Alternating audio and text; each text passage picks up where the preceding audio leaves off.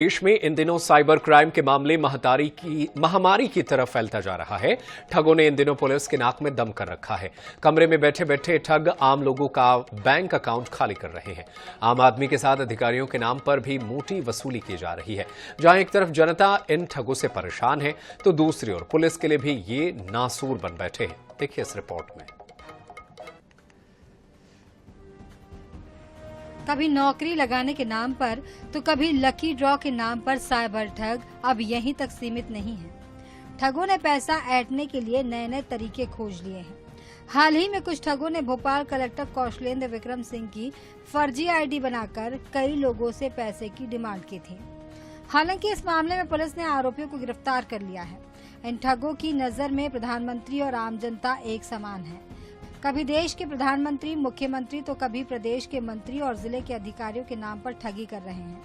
पिछले कई सालों से साइबर पुलिस ने हजारों एडवाइजरी जारी की और जनता के बीच जाकर कई अभियान चलाए, लेकिन जमीनी स्तर पर कोई भी असर देखने को नहीं मिला है। इन ठगों ने कई हंसते खेलते परिवार के परिवार खत्म कर चुके हैं। क्योंकि इनका स्वरूप इतना भयावह है, अपराधियों की संख्या इतनी ज्यादा है कि अगर हम लापरवाह हुए तो कई बार मुगालते में या कई बार असावधानी से हम बहुत सारा अपना पैसा या बहुत सारी हमारी जो जानकारियां हैं वो खो देते हैं और उसे प्राथमिक दृष्टिया हम उसका शिकार हो जाते हैं। इसलिए उसके बढ़ते स्वरूप को देखते हुए आवश्यक है कि हम उनको लेकर के जागरूक रहें और इसे बहुत सारे ऐसे अपराधों को टाला जा सकता है। साइबर क्राइम समाज के लिए महामारी की तरह है। यह हम नहीं, भोपाल जिले में पदस्थ additional DCP crime branch Shailendra Singh Chauhan का कहना है। साइबर ठग को पकड़ने के लिए भोपाल पुलिस अलग अलग राज्यों में जाकर कार्रवाई करती है, लेकिन इन अपराधियों को कोर्ट से जल्द राहत मिल जाती है। शायद साइबर अपराध बढ़ने की सबसे बड़ी वजह यही भी हो सकती है। अगर इस अपराध में कोर्ट की तरफ से ठोस कानून बने या फिर आरोपियों को जल्द जमानत नहीं मिले तो शायद इस पर कुछ हद तक लगाम लग सकती है। आरोपी लाखों का गबन करने के बाद महीने भर भी जेल नहीं रह पाते हैं। साइबर क्राइम हमारे समाज के लिए एक महामारी की तरह है, जहां पर विभिन्न तरीकों से विभिन्न प्रकार से लोगों को ठगी का शिकार हो रहे हैं।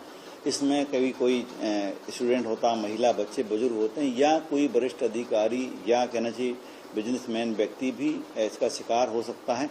कई बार शिकार जो व्यक्ति लापरवाही से होता है या फिर कई बार लालच में। राजधानी भोपाल में हो रहे साइबर क्राइम को लेकर साइबर क्राइम की टीम तो अलर्ट मोड पर है। साथ ही इनसे बचने के लिए समय समय पर एडवाइजरी भी जारी करती रहती है, लेकिन हर रोज ये ठग किसी न किसी नए तरीके से लोगों को सेंध लगा ही देते हैं। हालांकि एमपी साइबर की टीम अलग अलग राज्यों में जाकर इन ठगों को धरपकड़ तो करती ही है, लेकिन रोजाना मामलों में बढ़ती संख्या को देखते हुए साइबर अपराधों के खिलाफ कड़े नियम की जरूरत कहीं न कहीं अब महसूस होने लगी है।